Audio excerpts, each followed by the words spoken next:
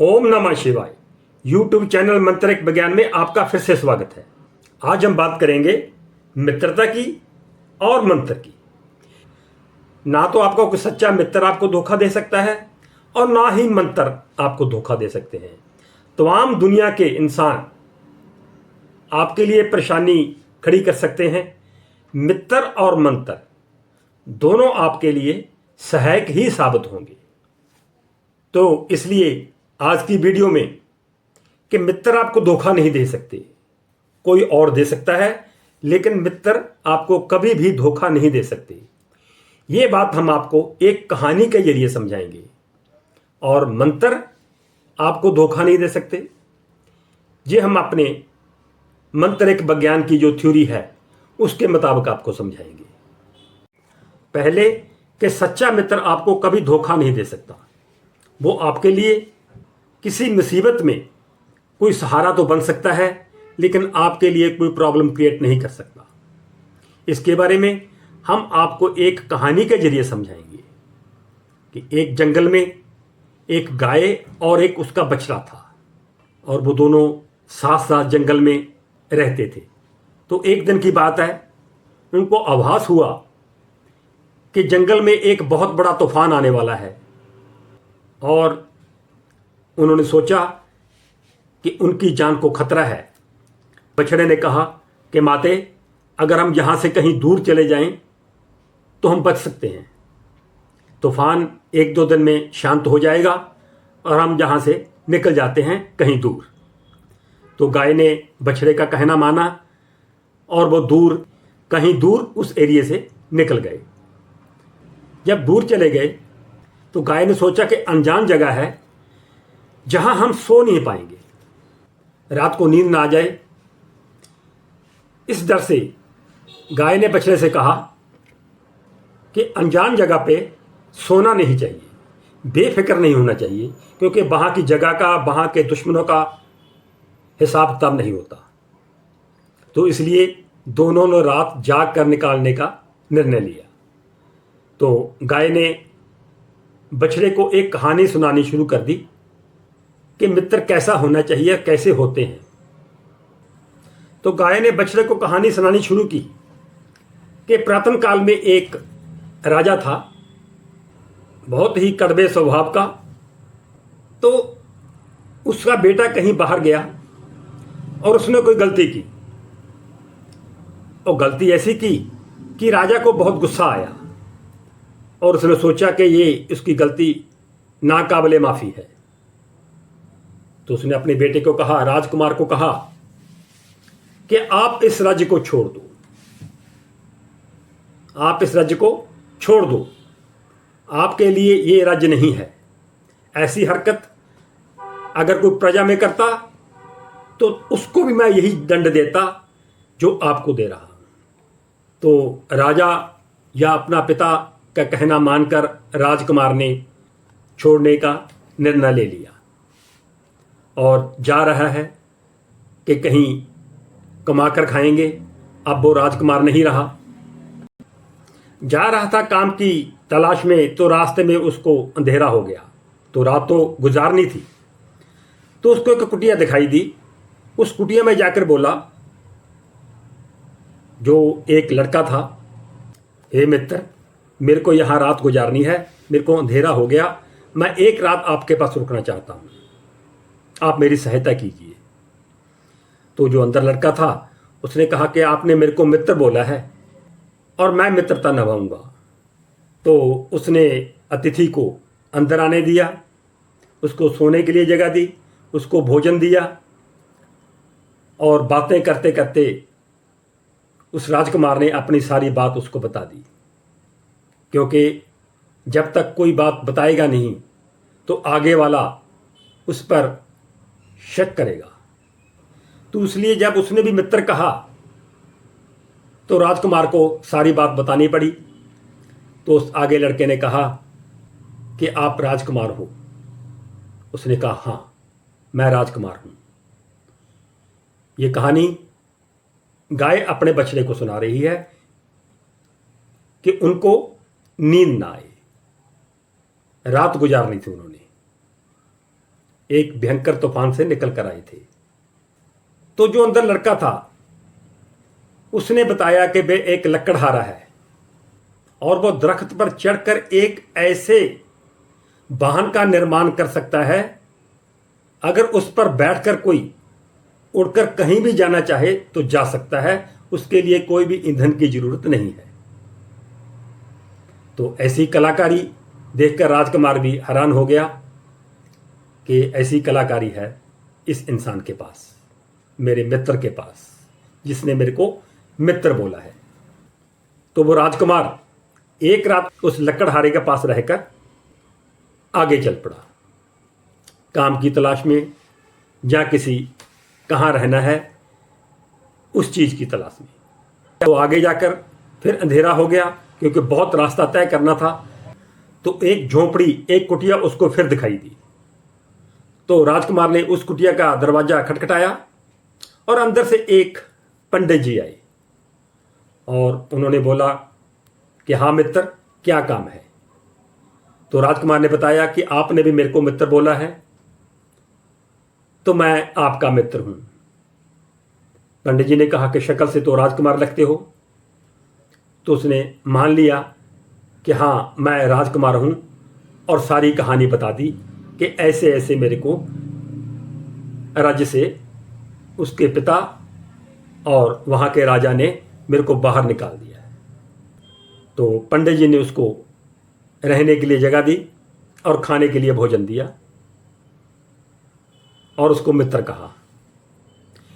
और उन्होंने बोला कि मैं यहाँ अकेला हूँ, साधना कर रहा हूँ, इसलिए मेरे पास कोई ज़्यादा व्यवस्था तो नहीं है, लेकिन जैसी भी है हाजिर है।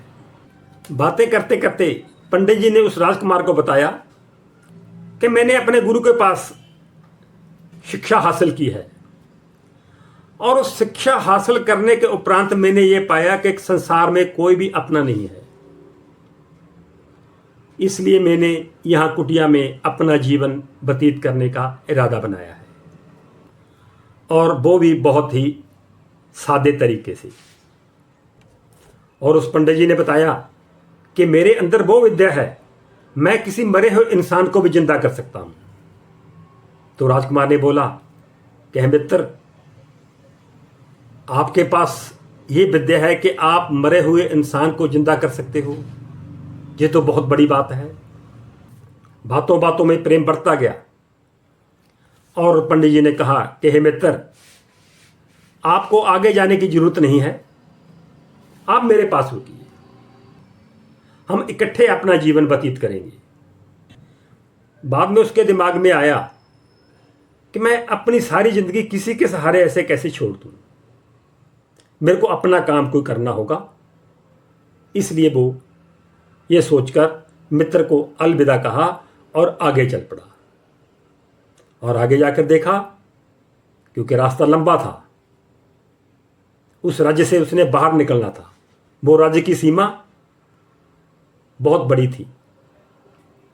तो उस राज्य से बाहर निकलते निकलते जब उसको 2 रातें तो रास्ते में उसने बताई और रास्ते में तीसरी रात उसको फिर आ गई। तो देखा एक बहुत अच्छा मकान है। तो उसने उसका दरवाजा खटखटाया तो अंदर से एक सुंदर महिला निकली। उस महिला ने जब राजकुमार को देखा तो एकदम देखकर परेशान सी होगी और उसको अंदर बुला लिया कि आप बहुत सुंदर राजकुमार हो, आपको देखने के बाद मेरे को ऐसा लगता है कि आप मेरे अपने हो, लेकिन मेरे को दुख इस बात का है कि आप कुछ देर के मेहमान हो, आप मर जाओगे।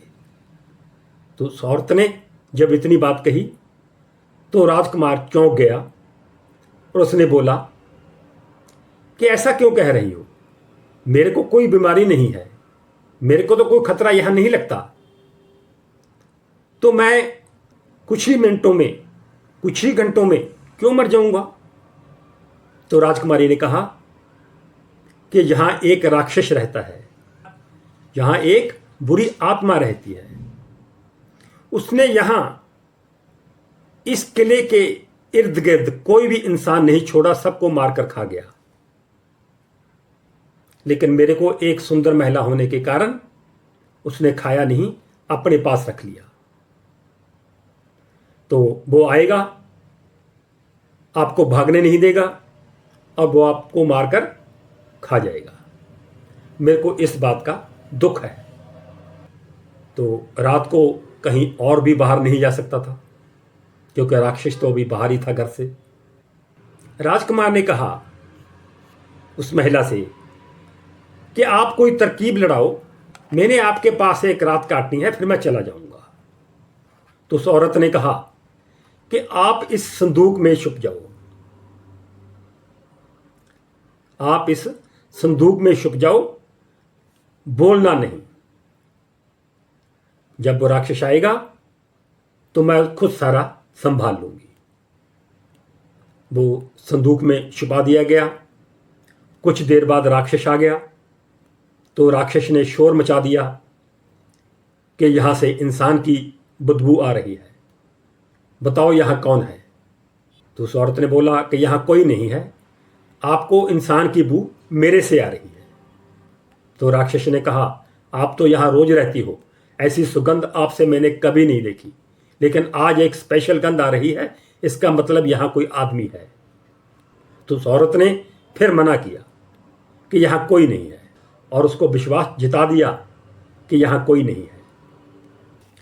और राक्षस अपने रूटीन के मुताबिक सो गया, और वो महिला भी अपना नीचे बिस्तर लगा लिया। लेकिन महिला को भी नींद नहीं आ रही थी कि रात को क्या होगा।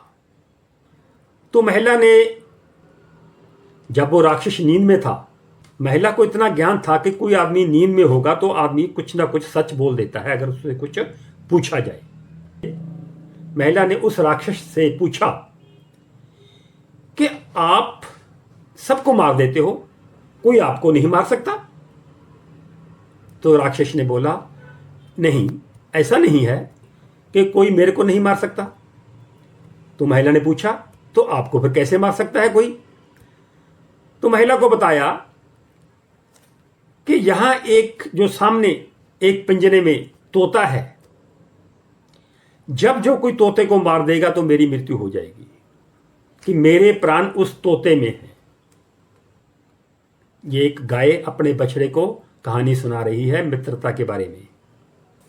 तो महिला ने राक्षस की मृत्यु का राज जान लिया था, और वो संदूक में पड़े राजकुमार ने भी ये राज को सुन लिया था।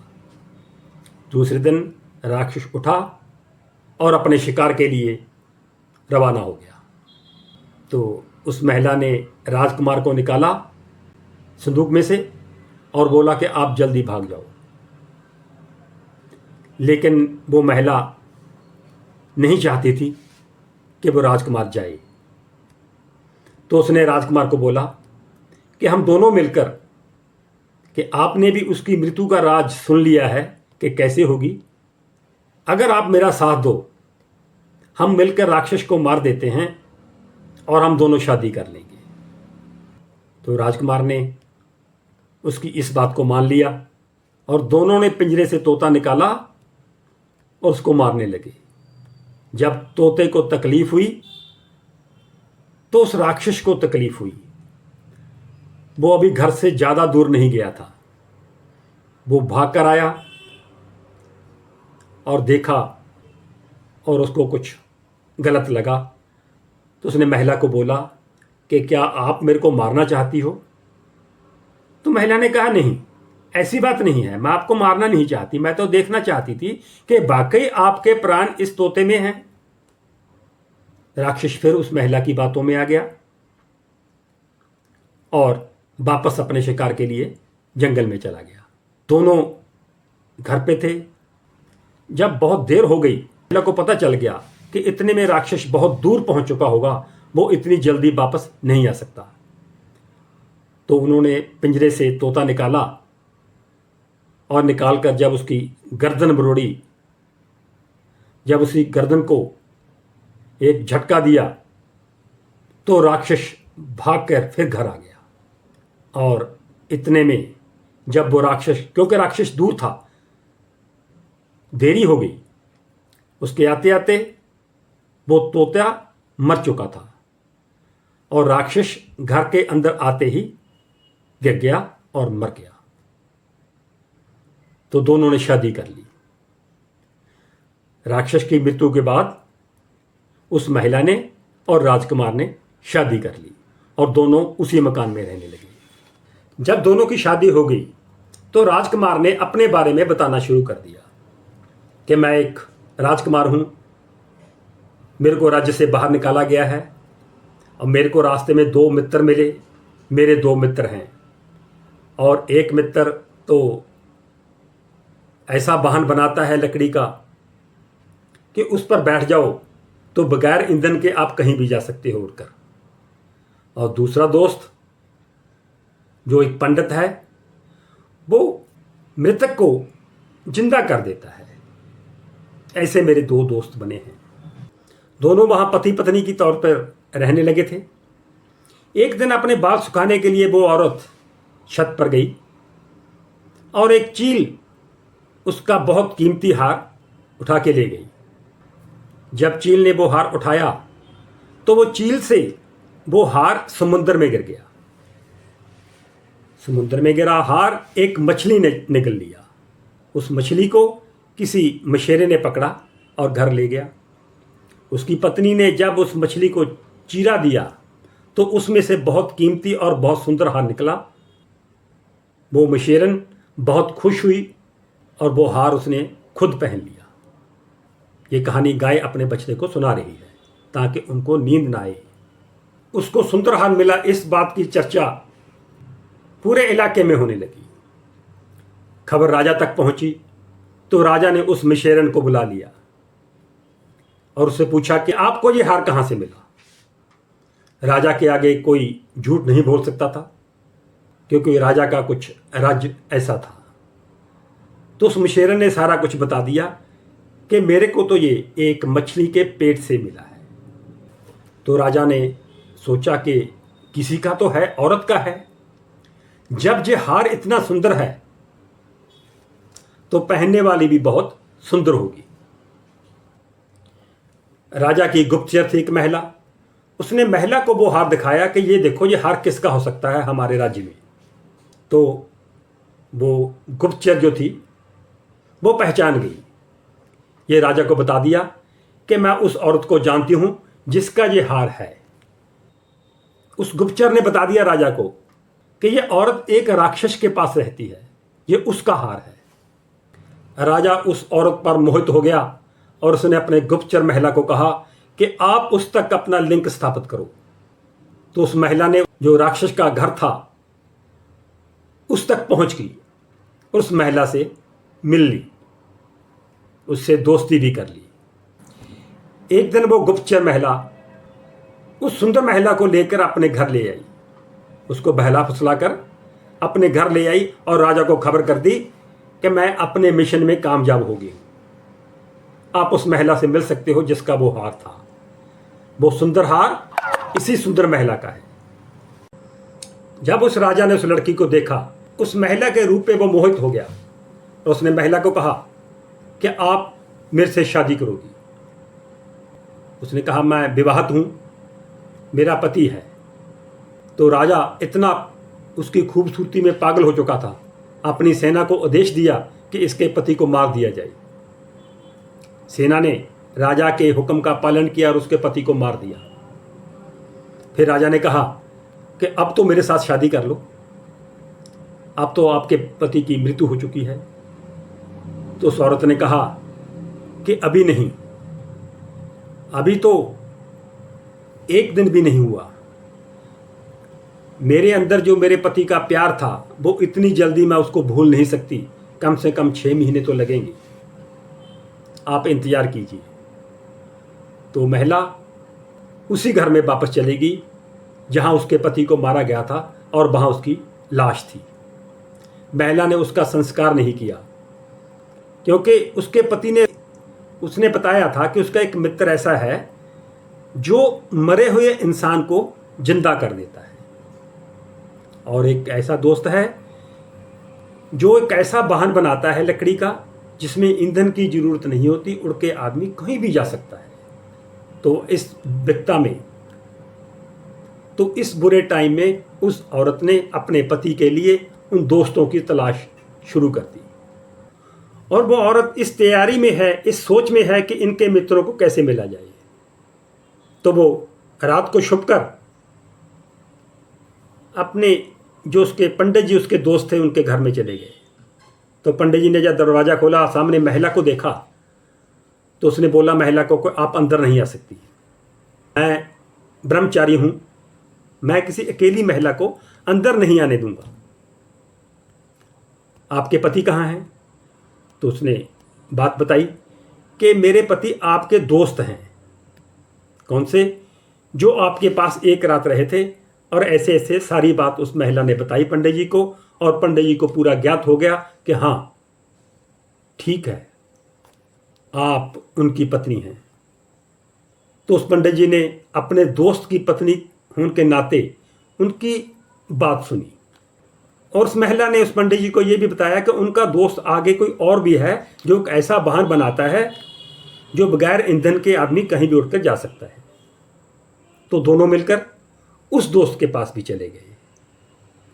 तो तीनों, वो दोनों, उसके पति के दोस्त और वो महिला उस घर में आ गए जहां उसके पति की देह पड़ी थी।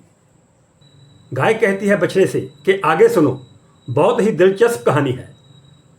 और वो कहानी गाय अपने बछड़े को सुनाती जा रही है। ब्राह्मण ने अपनी मित्रता का परिचय देते हुए अपनी मंत्र विद्या से अपने दोस्त की जान बचा दी और उसके प्राण वापस देह में आ गए। और फिर चारों ने फैसला किया कि ऐसे राज्य से निकलें कैसे। अगर धरती से जाएंगे तो राजा उस औरत को फिर पकड़ लेगा कि मेरे से शादी कर, क्योंकि उसके गुप्तचर तो वहां घूमते थे। तो फिर वो दोस्त काम आया जो एक ऐसा वाहन बनाता था जो बगैर ईंधन के हवा में उड़ता था। उसने अपना कर्तव्य दिखाया, अपना हुनर दिखाया और वो वाहन बनाया और चारे मिलकर उस राज्य की सीमा से बाहर चले गए। ऐसे सच्चे मित्रों ने अपने दोस्त की जान बचाई। और ये शास्त्रों में भी लिखा है कि सच्चा मित्र ही भगवान का रूप होता है, एक भाई से बढ़कर होता है। सच्चे मित्र आपकी सहायता करते हैं और कभी भी आपको धोखा नहीं दे सकते। और दूसरी बात है, ये बात थी मित्र की कि मित्र अपनी मित्रता कैसे निभाते हैं, मित्र मित्र के काम कैसे आता है। और दूसरी बात है मंत्र, कि मंत्र आपको कभी धोखा नहीं दे सकते। मंत्र एक ऐसी विद्या है, अगर आप इस विद्या को हासिल कर लो तो ये विद्या आपके पास ही रहेगी, आपसे कोई छीन नहीं सकता। जिस आदमी के पास मंत्र शक्ति है वो जीवित तो है तब भी वो काम करती है, लेकिन उसकी मृत्यु के बाद भी जो मंत्र शक्ति है उस आदमी के काम आती है। मंत्र शक्ति एक ऐसी शक्ति है, क्योंकि हमारे जीवन में जो नजर नहीं आते ग्रह, इनका इफेक्ट हमारे जीवन पे 100% पड़ता है। जब हम जन्म लेते हैं, कोई शिशु जन्म लेता है, तो उस वक्त जो ग्रहों की स्थिति होती है वैसा ही उसका जीवन हो जाता है। अगर किसी के बुध खराब है तो उसका हृदय इफेक्ट हो जाता है, क्योंकि बुध जो है वो हृदय का संचालन करता है। ऐसे ही चंद्रमा हमारे अंदर जो पानी है उसको कंट्रोल करता है। अगर आपका चंद्रमा खराब हो गया तो आपके अंदर जल की ऊंच नीच हो जाएगी।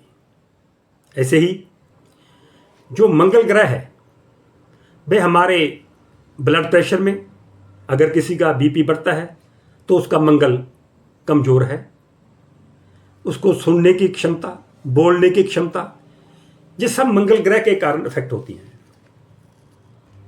ऐसे ही अगर किसी का शुक्र कमजोर है तो उसकी जीभ या उसके जनेंद्रियों पे असर डालता है। कहने का मतलब जो भी ग्रह आपका कमजोर है, आपका खराब है, जिस भी अंग का वो स्वामी है वो अंग खराब होने लगता है और आपको पता ही नहीं चलता। और याद रहे, ऐसी स्थिति में दवाइयों से ज़्यादा दवा काम आती है, मंत्र काम आते हैं। इस पे विश्वास करना होगा। मैंने ऐसे बहुत केस देखे हैं, जब डॉक्टर जवाब दे देते हैं, दवाइयाँ जवाब दे देती हैं, दवाइयाँ काम नहीं करती, तो वहाँ मैंने मंत्रों से कुछ ही दिनों में इतना पॉजिटिव इफेक्ट होता देखा है कि मैं बता नहीं सकता। तो इसलिए आप विश्वास करें, क्योंकि मंत्र आपको कभी भी धोखा नहीं दे सकते। बस जरूरत है उनको विधि विधान के साथ उनका जाप करने की। जो विधाता ने मंत्र जाप के लिए नियम बनाए हैं, जरूरत है उन नियमों का पालन करने की।